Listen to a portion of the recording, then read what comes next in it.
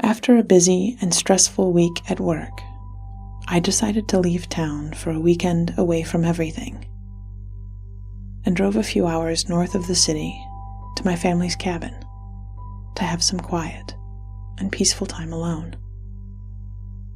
I pulled into the frosted driveway just as the amber glow of the fading sun was vanishing over the hills and treetops. After a simple but tasty dinner of chili and cornbread, I washed my bowl in the sink and looked out at the night sky. A warm fire crackled behind me to the rhythm of a quiet tune that played softly from my phone. For the first time in quite a long time, the night sky above the Midwest was free of the murky clouds that blanketed the sky on cold nights such as these. Above, the stars shone brightly and abundant. I paused for a moment. Then I found myself trudging out through the snow to gaze up into the night at the infinite swirl of blues, blacks, and purples, peppered with the brilliance of billions of tiny lights. Outside, where the world was still and silent, beautiful diamonds of white shone stationary in the endless pitch above. I started to lose myself to the possibilities of the universe when something caught my attention nearby. An odd teeming wavered to my right, beyond dark pine branches. As I turned to focus on it, I noticed a grouping of 3 appearing to hover not far from the ground. After a moment of pulsing, the lights faded to nothing and eventually quit. In their absence, I knew in my heart they weren't yet gone. A shadow lurked beyond still. In that moment, the woods fell silent also, and it dawned upon me as the chill of winter grazed a kiss on my warm cheek with the gentle breeze in the solemn darkness of the woods. Though I came here to retreat into the quiet and peaceful solitude I longed for, I may not actually be alone.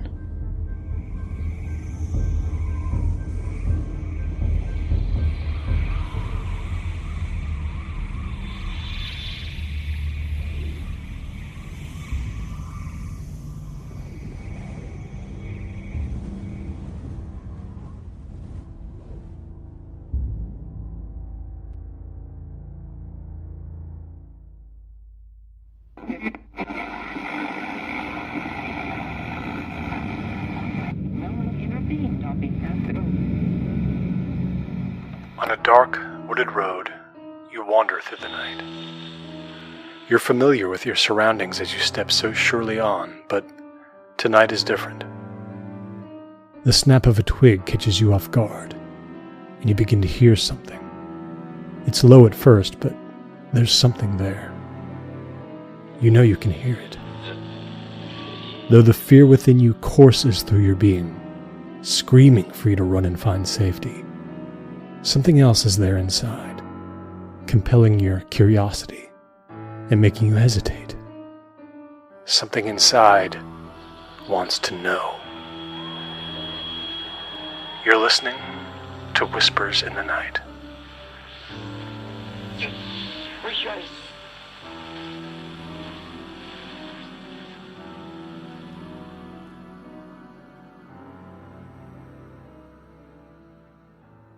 Welcome back to Whispers in the Night, the podcast that combines fact, fiction, and folklore to dissect the topics of the paranormal, the unexplained, and, in many cases, explore the things that we fear most as human beings. And how we do that here on the show is pretty simple. Each episode of this podcast will typically cover a specific topic, fear, or case from the Midwest, and we will bring it to you through fact, which is usually interviews and discussion, fiction, which is an audio drama production of a chilling story related or regarding the episode topic, and when I say folklore, what I mean is we take a dive into history, legends, myth, and the sort. All of these things to give you, my listeners, a well-rounded experience of the paranormal, supernatural, and unexplained. My name is Sang Pang Duongdet. Welcome to the show. It has been quite some time. So, what's new with me? Where have I been, you might be asking? Well, I tell you, some time ago I started a paranormal team. I gathered like-minded individuals from my area who were interested in looking beyond the veil. Our team is made up of seasoned investigators, a couple of newbies, and even skeptics to provide a service for our community. Over the past several months, we've been through some good times, we've been through some bad times as a team, and we've been through a couple of awkward moments, too. I also went on a few road trips in the meantime. Back in May, I got to see what Arizona's all about. Let me tell you, for a place that was originally one of the last places I ever wanted to visit, Arizona is one of those that I really can't wait very much longer to go back to. Beautiful scenery, beautiful experiences, beautiful people, but most of all, beautiful, beautiful food. In August, I got to meet actor and comedian Chris Gethard, who is the host of one of my favorite podcasts, Beautiful Anonymous. I got to meet him in Minneapolis at one of his comedy shows. I had a great time enjoying some of his comedy. I even had the chance to meet him afterwards, which is one of my all-time cherished memories. Along with that, I got to have one of my questions answered, and I got a very cherished memento, an autograph for his new book, Lose Well. And what else? Oh, most importantly, hey, I got married. October 19th was a pretty big day for me. I got to tie the knot with the incredibly unlucky lady who is now my wife. It was a great time. A whole bunch of family, friends, and loved ones. We had pizza because chicken and fish are overrated. We also had craft beer made from this incredible Scotsman who also officiated our wedding. What more could you ask for? And some other big news. We've rebooted the show, and you might be wondering, what does that mean exactly? Well, stylistically, I wasn't really liking where the show was going, and I knew that I really needed to change.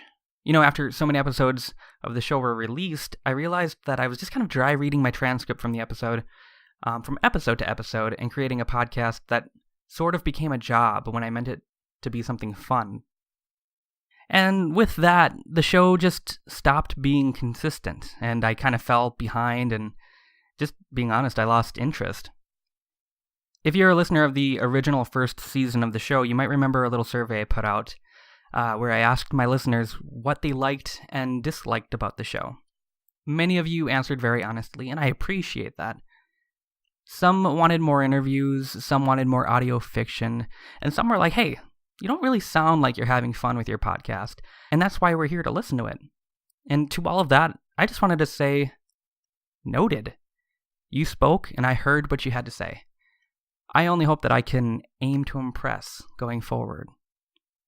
That being said, all of the episodes and bonus stories that originally made up Season 1 have now been archived and are available for download. If you were a big fan of those episodes and you would like them for your personal collection, just reach out to me, and I will email them to you. Anyway, I think that's enough catching up for now. In tonight's episode, we're going to talk about UFOs. Some pretty exciting stuff. Okay, so, in preparation for this episode, I held a microfiction contest on social media, where I gave listeners the chance to submit a chilling piece using no more than 280 characters for some sweet prizes, and a chance to be featured on the show. With several terrifying submissions, it was very difficult to choose from, but in the end, only 3 people could win. If you'd like to be a part of the next contest, just stay tuned until the end of the show and I'll give you some details. But until then, enjoy the first microfiction feature story for tonight's episode. This piece was submitted by Desdymona on Twitter. On a long drive through the countryside, our peace was broken. Their light shattered the calm. Their ship dominated our once majestic view. It stopped time. It paralyzed my voice. They took me to places unknown, and all at once it was as if it was all imagined. Except the scar. How about that? How about that? That's the perfect way to dip your feet into tonight's episode. Not only that, but we're also going to talk to you about an encounter that is very specific to the Midwest that has made its mark on history. What case is that, you might be asking? Do you really want to know? Well, I tell you what. We'll get to that right after these nice, juicy promos. Did you like my show opener? Why wouldn't you? It was the perfect setup that drew you in with these peaceful, warm, and cozy vibes, only to throw you off in the end with a shattering piece of horrific reality. How cruel, but perfect. You might be wondering who was behind that, who narrated that opener, and lured you into this false sense of security. That was none other than the wonderful Kathryn Nicholai of the podcast Nothing Much Happens, Bedtime Stories for Grownups. Her voice is so peaceful and calming. And I tell you, her podcast really puts me to sleep. Now, it sounds like an insult, me saying that someone else's podcast puts me to sleep, but that's exactly what Kathryn meant to do when creating it. She meant to help people get to sleep. Listen to Nothing Much Happens, Bedtime Stories for Grownups. If you're like me, and you need a soothing voice to help you get to sleep at night, my wife and I swear by it, and it works like a charm for us every time. And even more so, even if you don't have trouble sleeping at night, maybe you just have high anxiety. I know I do at times. And you need someone to help you center yourself, to help you relax. Give that podcast a listen. Nothing Much Happens, Bedtime Stories for Grownups. You can find it wherever you listen to your favorite podcasts. Do you like hearing all of that fact, fiction, and folklore goodness that I provide here on the show from episode to episode? Do you want to help me keep it going? Support the show. It's the best way to ensure the production of future episodes and bonus content. You can do that in a number of ways, too. Starting at just $1 a month, you can support the show on Patreon in return for some sweet rewards. For example, at the $1 tier, you can start gaining early access to future episodes before anybody else. Patreon not quite your style? Maybe monthly isn't your thing. That's completely cool, and I get it. Buy me a coffee. That's right, I said it. Who doesn't enjoy a cup of coffee to help one get into a caffeinated and creative space? With coffee, that's spelled K-O-F-I, you can do just that. You can buy me a single cup of coffee to keep me going. What else? What else? Oh yeah, you can leave a review. Let me know what you think of the show on iTunes or wherever you find your podcasts. Not only does leaving me a review help to better my show, but it also helps like-minded listeners find Whispers in the Night by reflecting your thoughts and opinions for others to see. And if you're feeling extra generous, you can also share the podcast on social media for your friends and family to see. And the beautiful thing about it, it is completely free. It costs nothing to be a wonderful human being and share the things you love. And we're back. And I just wanted to present this idea to you. I kind of wanted to paint a big picture to illustrate why this title of the episode is Lights, the Val Johnson Incident. It's for this very reason. Just follow along with me on this one. In the Midwest alone, there are countless accounts of major UFO sightings. Maybe you've heard of a few. Rather than just kind of mashing a whole bunch of encounters and cases into one episode, I decided to just give them the banner Lights. And that way, each case has its own time and own episode. Anyway, from the very beginning of our species, human beings have been looking up to light as a source of hope and reassurance. It makes us feel safe. In the early days, mankind would huddle around a fire for warmth with our families and loved ones. The fire gave us comfort as the heat radiated out to us through the cold night, and the light we all sat around reassured us that we were safe. We were comforted physically and even more mentally as the light of a fire illuminated our surroundings and showed us that we had nothing to worry about. Now, even more so, as they sit upon land's very edge along the sea, enduring the waves and elements through treacherous storms and the darkest nights, lighthouses serve as a beacon to traveling ships in the dark, like a candle for the world. The light emits from upon a tall tower and radiates outward through the darkness. Travelers by sea would be able to find refuge and safety at first sight of a lighthouse's gleam.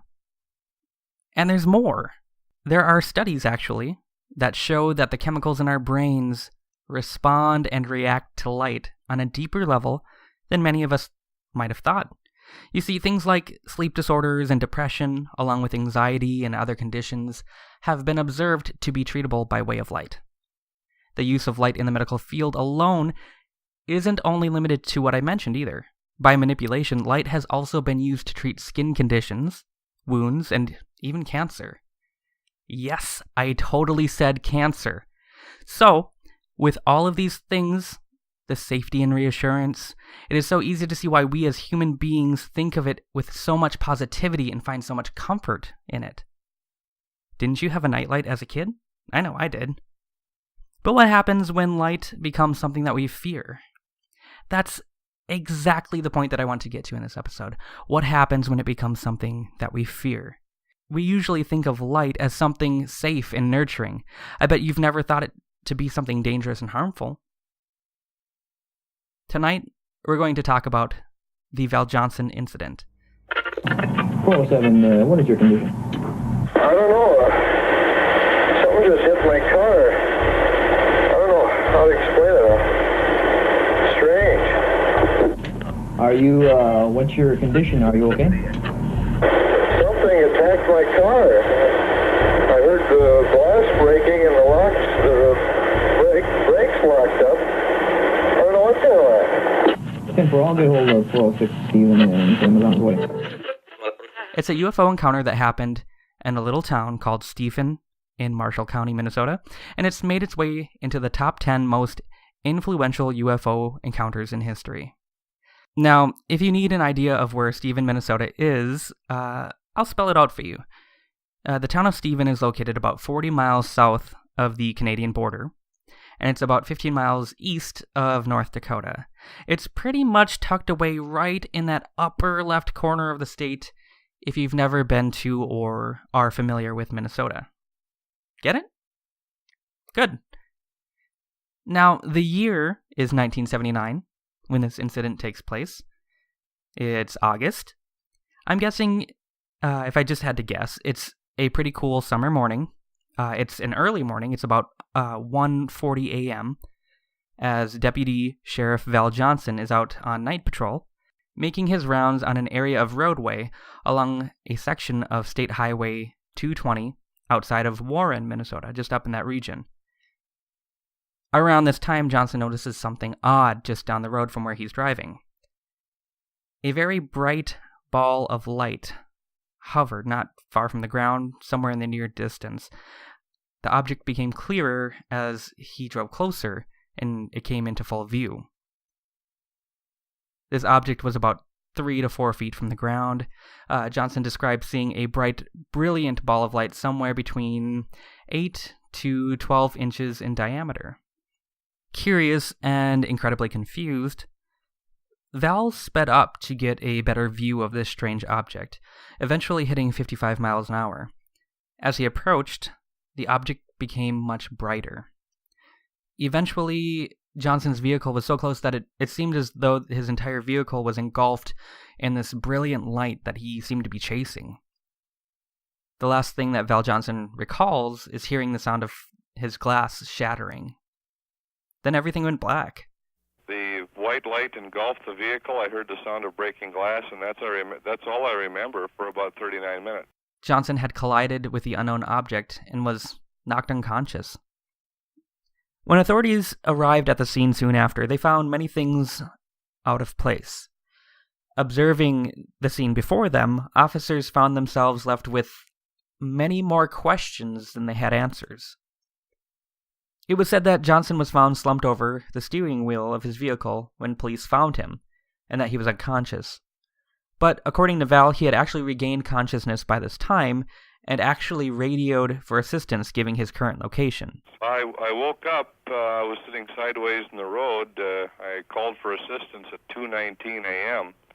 and stated that I was unsure of what exactly had happened, but I needed assistance, and I gave my location. When help came, response personnel found his vehicle turned sideways in the ditch at the end of about 800 feet of skid marks left on the road. Well, the car was sideways in the road, upright.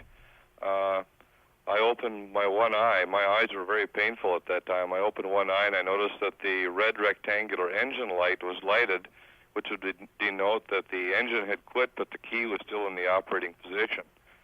And that's all that I can recall seeing at that time. An ambulance transported Johnson to a hospital in Warren, where doctors determined he sustained burns on both of his eyes. Now, these burns were later compared to those like what welders get from staring at sparks or a bright flame from their projects. Dental records afterwards would later indicate also that Johnson's dental bridge had been broken at his gum line. As hard as he tried, Johnson wasn't able to remember anything from the previous 40 minutes. Damage to Val Johnson's vehicle was also very strange in itself. Investigation came to find that the vehicle's two antennas were bent at strange angles, one of them at 90 degrees and the other one at 45 degrees. The windshield was also damaged. It was cracked in a spot right in front of where Johnson had been sitting. In most collision cases, something like this would be obvious, as drivers usually launch forward and hit their head on the windshield. But investigators were puzzled in the end, as it was determined this crack in the glass wasn't caused from either the interior or even the exterior of the vehicle. Other damage included that one headlight was shattered, as well as one of the emergency lights that sat on the roof of the patrol car. Another odd result from this encounter was that it was discovered that both Johnson's wristwatch, as well as the patrol car's clock, had appeared to have stopped for exactly 14 minutes when he was found. Marshall County Police investigated the incident and eventually concluded, regardless of the strange circumstances, that the collision was a result of an accident. No further conclusion of any kind was determined. What could have happened to Deputy Sheriff Val Johnson the night of August 27th, 1979? What was that object that he saw that supposedly collided with his vehicle that night so many years ago? It didn't take long for the theories and explanations to start pouring in. You know, I think that's a good spot for a break, don't you? Here's another winning submission from my Microfiction contest. At This Present Dark from Twitter is no stranger to these contests. He's submitted before, and he's here again. Please enjoy, listeners. We thought it was a new phenomenon. Stars filling the sky in greater and greater number. NASA thought they were red dwarf stars, ejected from a black hole light years away. But they were wrong. They weren't stars. They weren't light years away. And they had begun falling to Earth.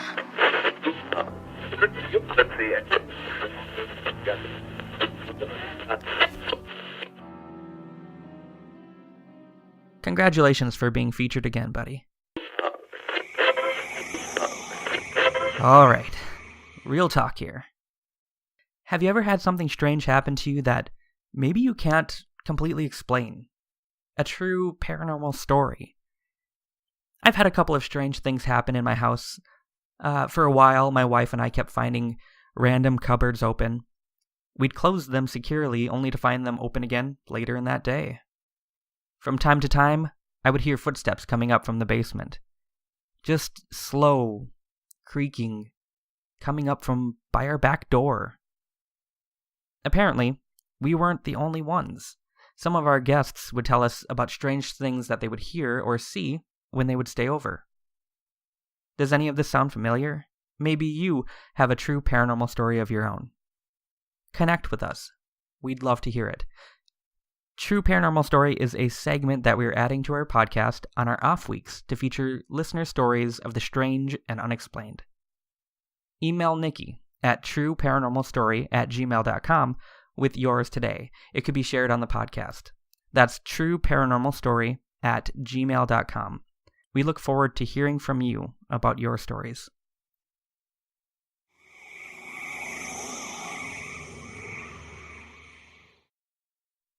Welcome back.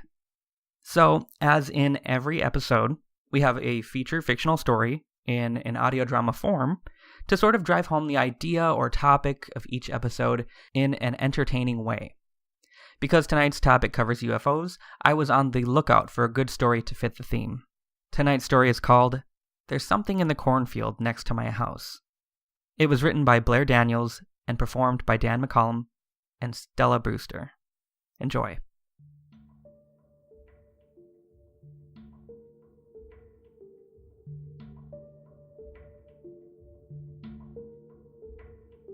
At 3 a.m., I jolted awake to a sound outside.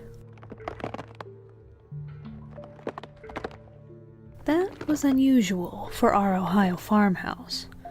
We were surrounded in every direction by vast fields of corn, miles from the nearest neighbor, and I'd know if we left the gate open, or if one of Madison's toys was out. I'd done my nightly check of the backyard about 1,000 times. But as I lay there, still under the blankets, the noise continued. Snap, snap, snap. I ran to the window and threw back the curtains. The corn stretched out as far as the eye could see, rippling and churning like some great dark ocean. It stopped just short of Madison's swing set, casting long shadows onto the grass that nearly reached the back door. Snap, snap. The stalks shifted and swayed, shaking the husks so hard they threatened to fall. "David, there's something out there!" Probably just a raccoon, he slurred, pulling the covers over his head. "That's bigger than a raccoon, look at it!" The corn rippled and roiled, as if something large was moving underneath. "What if there's someone out there? I'm gonna check the locks." You already checked them 1,000,000 times like you do every night. He groaned.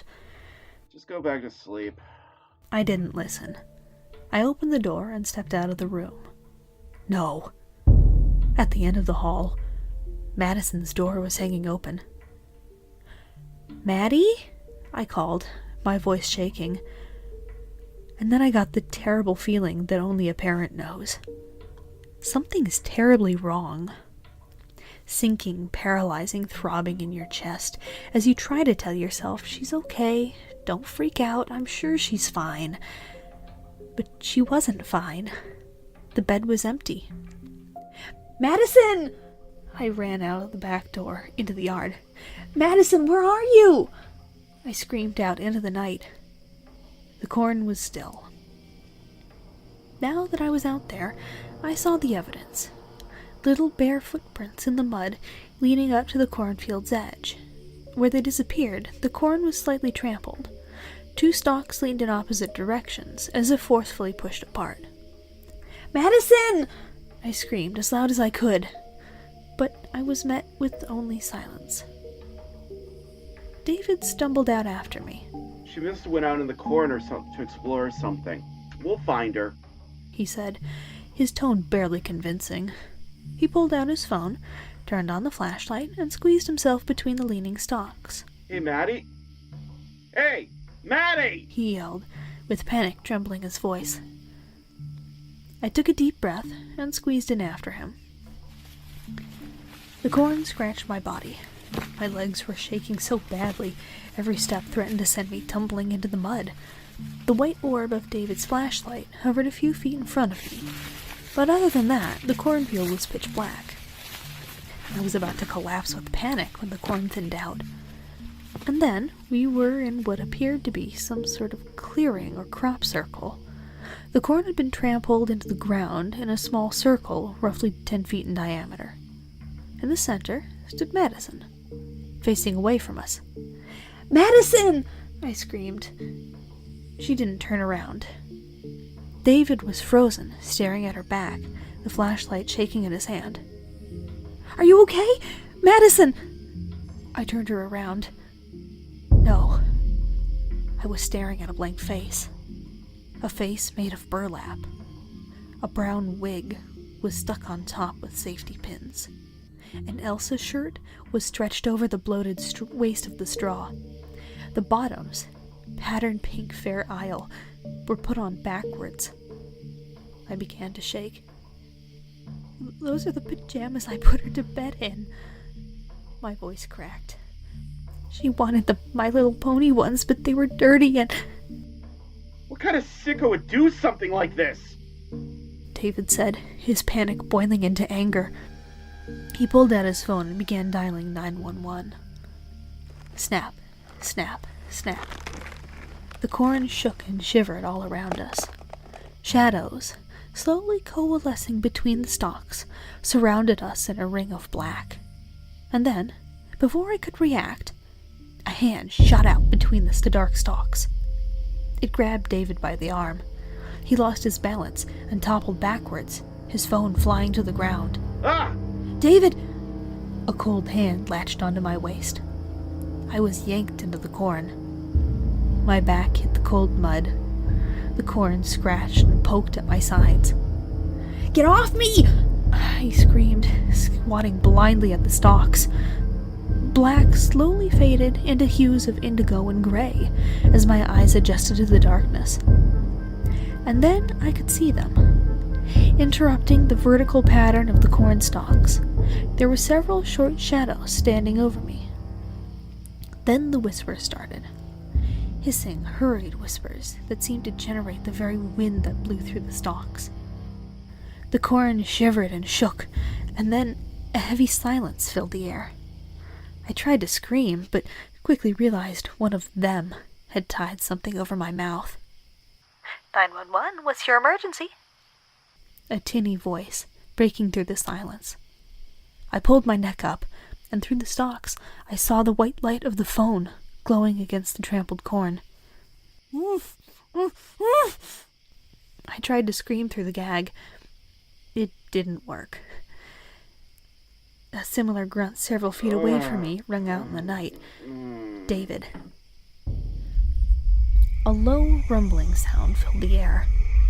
The corn shook above me, harder than I'd seen it all night, stretching and swaying, stalks wildly crashing into each other. And as the voice continued, 911, hello? What's your emergency? A loud rush, like an airplane flying right overhead, filled my ears. I looked up just in time to see the lights. Red, purple, and green, blinking in an odd, asynchronous pattern. The scarecrow, wearing Maddie's clothes, was enveloped in a white light. And then, with a deafening it was yanked up into the night. I looked back at my captors.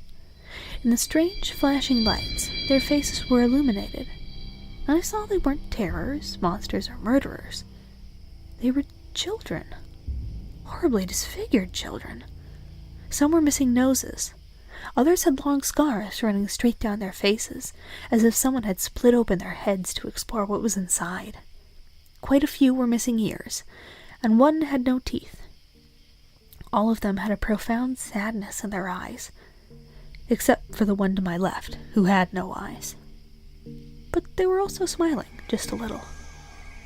As the light disappeared, and the faces faded back into the shadows, the hands on me loosened. The gag fell away. The shadows receded into the corn. Except for one.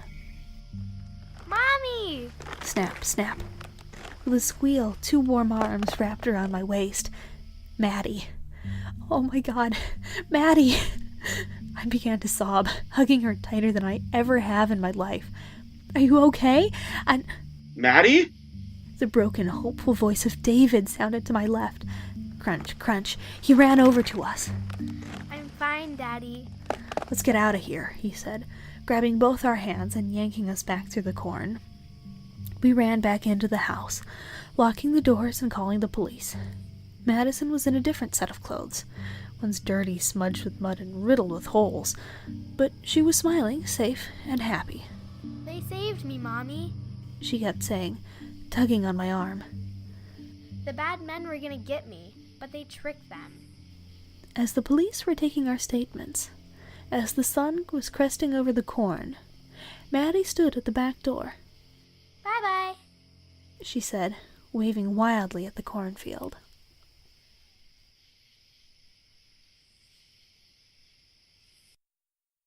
All right, getting back to the Val Johnson incident.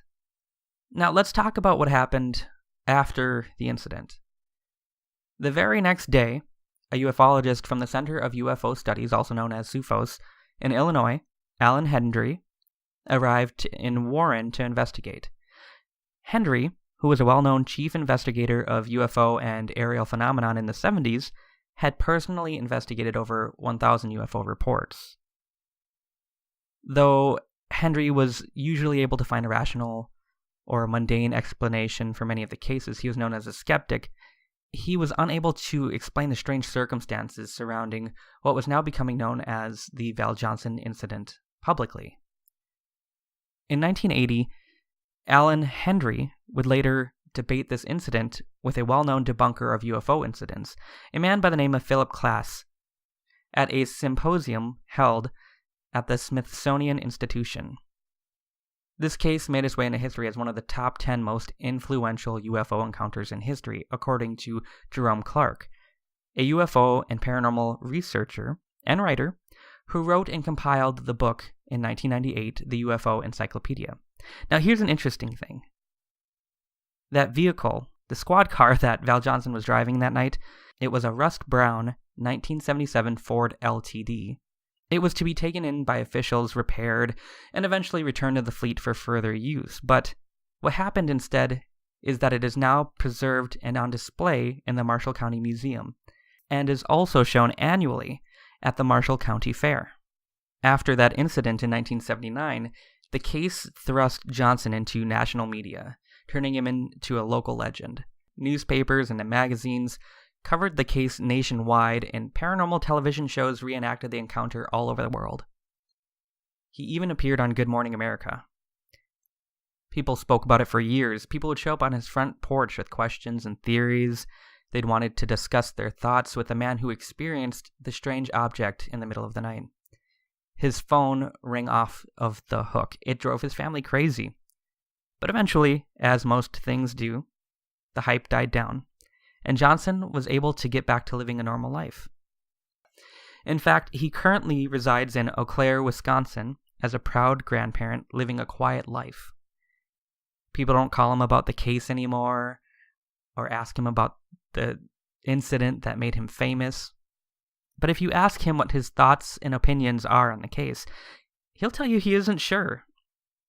In his opinion, the strange lights he saw along 220 wasn't alien by any means, but he won't rule that out completely. According to Johnson, the incident is simply something that cannot be explained. This is Deputy Val Johnson and his wife, Roseanne. Everybody?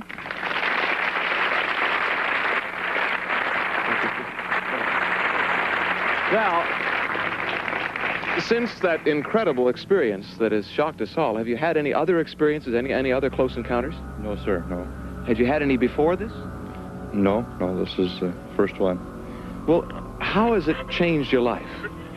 Well, it's brought our family unit closer together. Because it scared everybody so much, you mean? Well, there was a lot of people confused about it, and a lot of unusual stories that came out about it. But it's brought us closer together as a family unit. Was it a religious experience for you? Many times these events are a religious experience. Upon reflection afterwards, it's been about 6 months now. Upon reflection, we've kind of come to the conclusion that perhaps the Creator has made other things that we can't readily see or readily identify, and perhaps this is one of the things we encountered out on the road. Certainly a humbling experience. Thank you, Roseanne and Val, for sharing your feelings about your experience with us. Thank you very much. Thank you.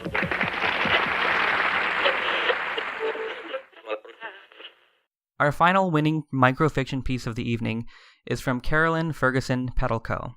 Carolyn, was our first place winner of our UFO alien contest for this episode. I hope you enjoy this piece. I turned 70 today. I don't have much time left. I've known this day was coming since I was 20. It came every 10 years like clockwork. They found me no matter where I tried to hide, poking and prodding. Creepy, small-headed, long-armed creatures, confident that soon I'd be ready. Ready to put on their menu as prime, aged human flesh.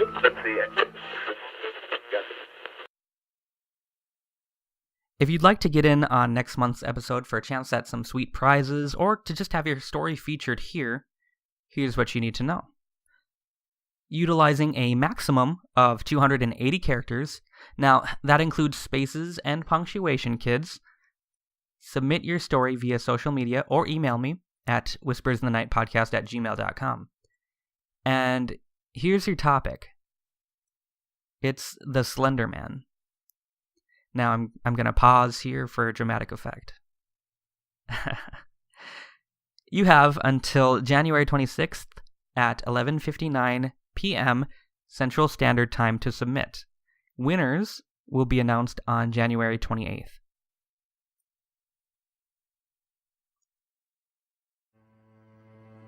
Thank you so much for tuning in for another episode of the show. It was really awesome to have you here yet again. If you like what I do and would like to support the show, I'll leave links in the show notes and description for you to check out. Now remember to write in to True Paranormal Story if you have a paranormal story that you'd like to share with the world regarding any paranormal, strange, or supernatural experiences of your own. We'll feature your experience publicly, or if you choose, anonymously, for our upcoming segment. That's trueparanormalstory@gmail.com. You can also join in on the social community. We talk about all sorts of creepy topics online by finding Whispers in the Night on Facebook, Instagram, or Twitter. Tell your friends and family about us. I'll see you there. Tonight's show was written, mixed, and produced by me. Soren Narnia of Knife Point Horror voices the show's intro, and the show's theme is written by John Ryder, my brother, of the band Plastic Me. Special thanks again to Kathryn Nicholai for the show opener. I tell you, I listen to her podcast, Nothing Much Happens, Bedtime Stories for Grownups, every night to get to sleep.